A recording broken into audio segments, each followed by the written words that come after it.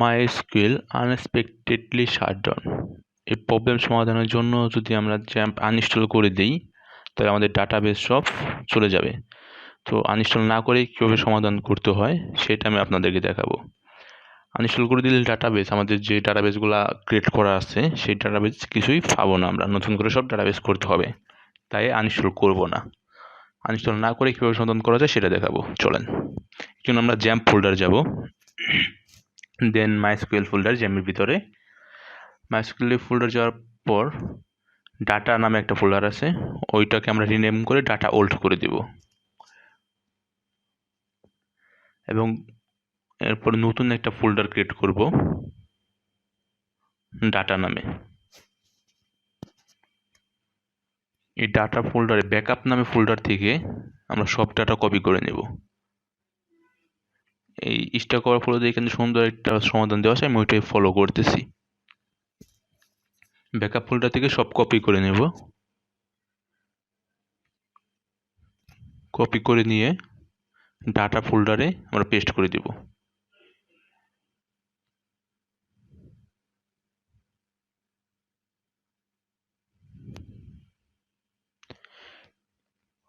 ওকে,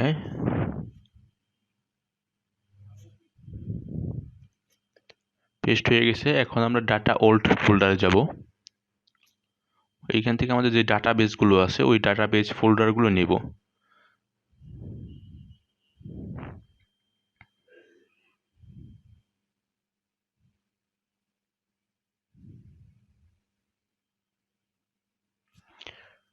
শুধু ওইখান থেকে আমরা 3টা ফোল্ডার নিব না, phpmyadmin,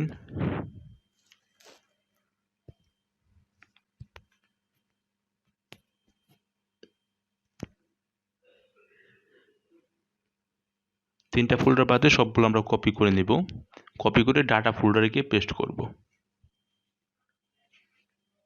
পেস্ট হতে একটু সময় লাগতেছে, সময় লাগবে, অনেক ডাটা আমার এখানে আছে।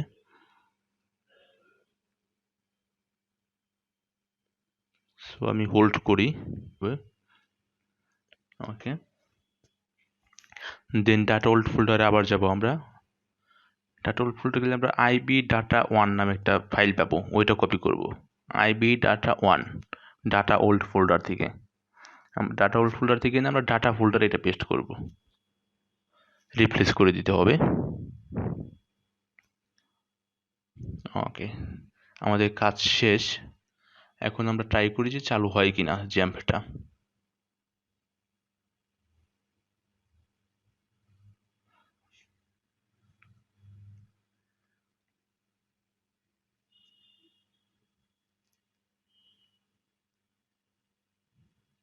সুন্দরভাবে এটা চালু হয়েছে, কোনো এরর আসে নাই, আপনারা দেখতে পারতেছেন কোনো এরর নাই। আমি আমার ডাটাবেজে যাই, ডাটাবেজে আপনাদের দেখাই সব কিছু ডাটা আছে।